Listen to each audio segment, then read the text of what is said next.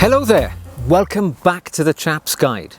My name is Ash and I am your host on this journey through men's style, self-development and personal grooming. Now I like to answer questions that come in from viewers to help clear up any queries, thoughts or concerns that you may have about the clothing choices that you're making. And I've received 2 questions on a subject which I'm able to help with. Now, let me tell you what's been written in. Firstly, a question from The Wanderer who asks, I'm in the process of purchasing a pair of brogues. Would black be a better purchase as I already have a couple of brown pairs? And that ties in with another question I've received from William Kazak that says, are black shoes necessary? Can brown substitute? Now these are great questions because when you go to the shoe store, you're thinking about your next purchase, you're looking at that variety of colours in front of you, what colour should you go for? And I think for the longest time, most of us would have defaulted to black as the shoe colour of choice because it's long been considered the obvious choice for the professional.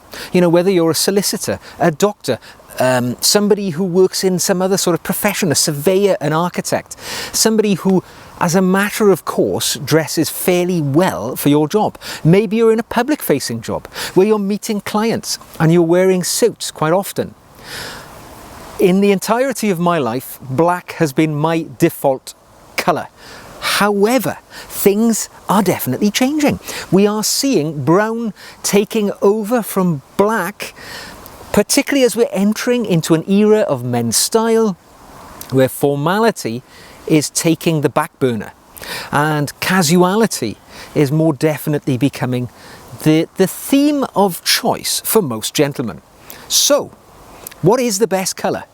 Wearing all these different things up. Well, today I'm going to tell you what my thoughts are, and I'm going to do so by looking at the pros and cons of the different colours, because as you can see, I've looked at my own shoe collection and I've recently reduced it in size, but I've got around 20 pairs of formal shoes in my shoe collection.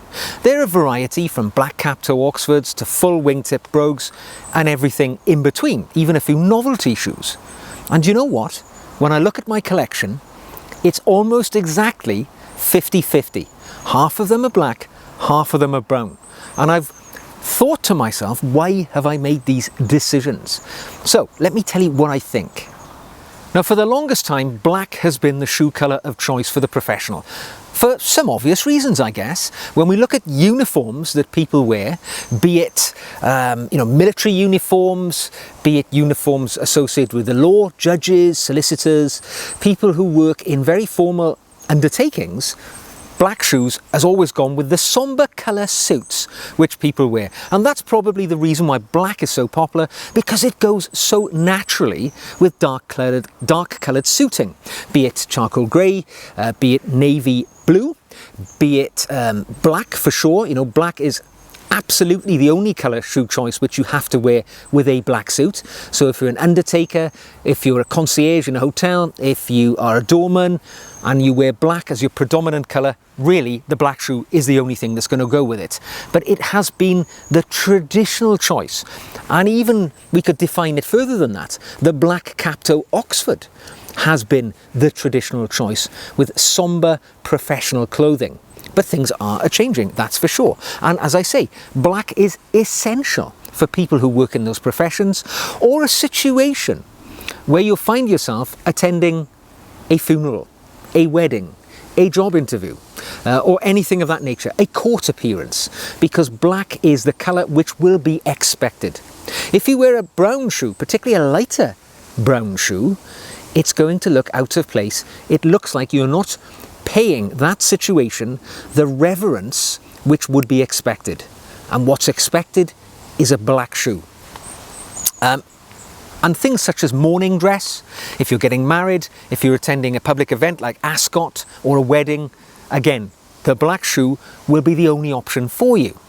The other thing I particularly like about the black shoe, and I have a good example here in this quarter brogue, is the fact that black, I think, is the only shoe colour which shows up a mirror shine absolutely perfectly. Now, I know people are going to say, of course, you can get a mirror shine on any colour. I've got a brown shoe here with more or less a mirror shine on it, a brogues here with mirror shines on them. But there is nothing like the deep, lustrous shine that you get with a black shoe which has been brought to a mirror gloss. It is absolutely superb, and it shows an attention to detail and a skill around shoe maintenance and shoe care which is second to none. And I think it really is at its zenith. On a black shoe, yes, you can get a mirror shine on a brown, but it's never the same. Black is the one to go. And the other thing with a black shoe, if you don't own many pairs of shoes and you're looking perhaps only to buy one, you know, if you're a casual shoe wearer the majority of the time and you only need one pair of formal shoes, I suggest you would buy black, because black is universally acceptable. There are no risks involved in black, because whatever situation you find yourself in, it is formally acceptable. It can be worn in the most formal of situations. It can also be worn in semi-formal situations, and you could even press it into as casual as possible situation if it's the only pair of shoes you've got. So those are the advantages for black. Now, of course, there are disadvantages too, and they go hand in glove with what we've just said. Black could easily be perceived to be too formal. You know, if you're somebody who prefers a less formal look, you're a bit of a casual dresser, maybe business casual is the highest form of dress that you normally wear. So maybe, you know, a pair of slacks with a blazer, with an open collared shirt, no tie. Maybe the black cap to Oxford or the quarter brogue or semi brogue is going to be too formal for you, because of its black nature means it's very formal. A brown shoe alters the tone of your clothing entirely. It reduces the level of formality. It's going to be entirely appropriate for the situations we've just discussed. So on the negative side, black is always going to be perceived as very formal, maybe too formal. The other thing, it's maybe the same point made again. It's challenging to dress down. You cannot wear black shoes really with jeans, and they're actually quite difficult to wear with chinos. So you have to weigh that up as well. They don't look so great when they're not shined either. So I think a black shoe which is a bit scruffy, dog-eared, maybe a little bit of grubby dirt, mud around the sole, it looks far worse than a brown shoe in the same level of maintenance, simply because the contrast, the starkness, the grubbiness looks a lot worse on a black shoe. I don't know if you've ever owned a black car. They're not so popular now, but they were years ago. But a black car looked worse when it was dirty than a white car, of the same model, everything. But black shows up the marks so much more readily. Same goes for the shoe. And some might say the black shoe is now past its sell-by date. Maybe it's a bit old-fashioned in the modern era, where people are tending to dress down.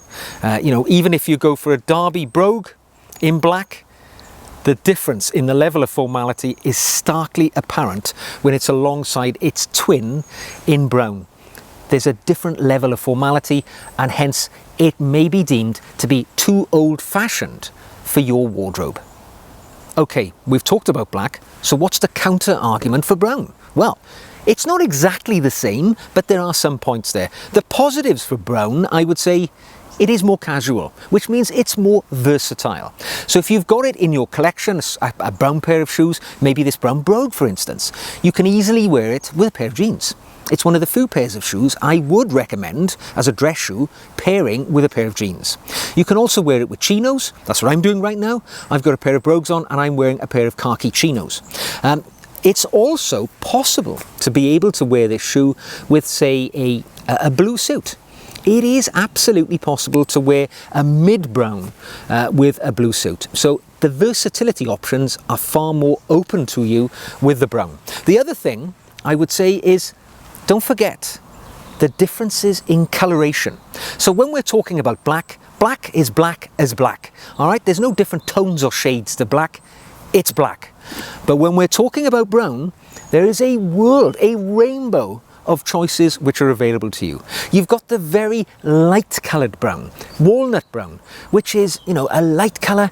It's quite difficult to wear with clothes because the contrast is so stark that whatever you wear that light brown shoe with, it's going to be a very obvious distinction between the shoe and the trouser, drawing your eye immediately to the shoes. However, at the other end of the spectrum, you can have a deep, rich chocolate brown shoe, which is, you know, verging towards black. And that allows you to expand the options in that direction. For me, I quite like the mid-brown, to be honest. So, you know, a brown which is quite obviously brown, but it's not very light, it's not very dark. Versatile. That's what it's all about for me. And don't forget, when you own a pair of brown shoes, you're going on a journey with them, because as you own them over time, as you add polish and shoe cream, the patina of that brown shoe is going to change. It's going to become darker. It's going to become richer. The patination is one of the beauties of any good brown shoe. That's not possible at all with black, because black is always just going to be black. But brown, it changes. A pair of shoes that you've had for 5 years is going to look very different to how they would have looked when you originally purchased them. And after 10 years, of course they will last that long if you get a good pair of Goodyear welted shoes, they will look entirely different again. And if you're not satisfied with the colour, you can take that colour off using a cutting agent and take it back as close to the factory finish as you wish, and then begin that patination journey again. This is the gift, perhaps, that I like most about the brown shoe. The fact that it changes as it's in our possession as time goes by. The other thing I would say is that brown is definitely on trend in this modern era. Black is definitely falling into abeyance, and as I see well-dressed men in the streets these days, I visit London fairly often, other big cities in the UK, I would say the predominant shoe colour, which I see most often, is definitely going to be brown, unless it is men dressed in the most formal attire. Brown now, I would say, probably outsells black shoes by 2 to 1, and for good reason, you know, for all of the reasons I've just said. And in counter-argument to what I said about the black looking quite starkly grubby when they do get dirty, brown, I think, is able to carry off a little bit of grubbiness, a little bit of, you know, dirt, perhaps, if you've worn it in the countryside and there's a bit of mud up the side of them, you know, whereas with a black shoe, you'll see it straight away, it'll ruin the look. The brown shoe, not so, particularly if you go for a textured shoe like a brogue. Brown is often bought in like a Scotch grain leather or a grained leather of some kind. That texture brings a lot of interest to the shoe and your footwear wearing experience, and it will look a little bit better when it gets dirty and grubby. In other words, you can wear them longer between maybe your polishing maintenance schedule, rather than the black, which you almost need to brush up every single day you wear them. Now, of course, there are downsides to brown as well, and the obvious one is they're very casual. They may seem overly casual. You can't dress them up so easily. If you only own a single pair of dress shoes and it happens to be a brown derby brogue such as this one, you're going to look out of place in certain formal situations. If you get invited to a wedding, if you get invited to a funeral, you're going to need to buy another pair of shoes, and that other pair of shoes is going to have to be black. So your limits are changed somewhat. Your options are very much less so. You have to match the colours a bit more carefully with brown.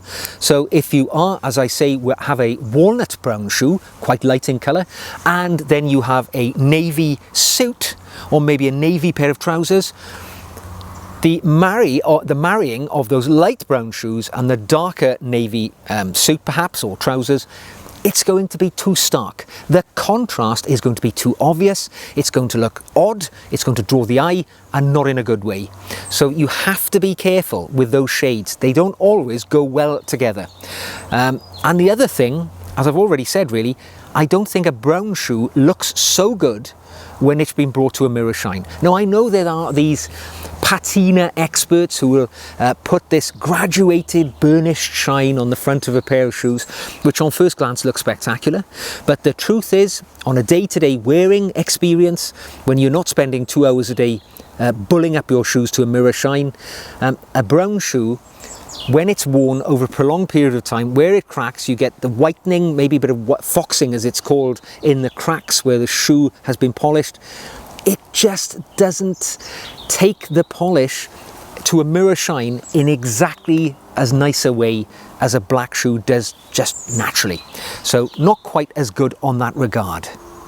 So what's my advice? Well, it's not what you think. I'm not going to recommend one of these because there's a third option, and you often see me wearing them, and that is burgundy or oxblood. And some might say it is a marriage between the brown and the black. But it's not really, because there's quite a lot of red in burgundy, which I think is its crowning glory, because burgundy seems to be this amazing middle ground. They do look quite formal. They do look quite capable of being worn with darker suits. Not black, obviously, but darker suits. And they are classically elegant. The burgundy shoe has been, you know, the shoe colour of choice for many icons over the past because of its interest as well. It also has that patina journey. It has different shades and tones. It will darken. It can be lightened as time goes on, as you go on the journey with those shoes. So for me, as well as owning blacks and browns, I own an equal number of burgundy or oxblood shoes because they are the middle ground. Now, of course, you can't wear them with a black suit. You can't wear them to a formal occasion. Black will always be the absolute king of the hill when it comes to shoes, when it comes to flexibility. But increasingly, brown is becoming the option in the modern era for the young person, or any person, the intentionally well-dressed man. Just be careful of the colour that you choose. The lighter the shoe, the less flexible in your wardrobe it is going to be. I would aim for at least a mid-brown, maybe even towards the darker colour, and then you're going to get much more versatility. But as an alternative, my choice, the third way, burgundy, all day long. So there we go, folks. I hope you've enjoyed this video on the age-old question, black shoes or brown shoes. Well, for me, it was neither. But if you've enjoyed the video, give it a thumbs up, click the red button to subscribe if you want to see more like this. Don't forget you can also support the channel by buying me a coffee, and there are notes showing how to do that in the show notes below. So until the next time, make your choice, but wear a dress shoe of distinction, look your very best, and you will be that intentionally well-dressed man that everyone looks up to. So until the next time, take care of yourselves, and I will see you again very soon.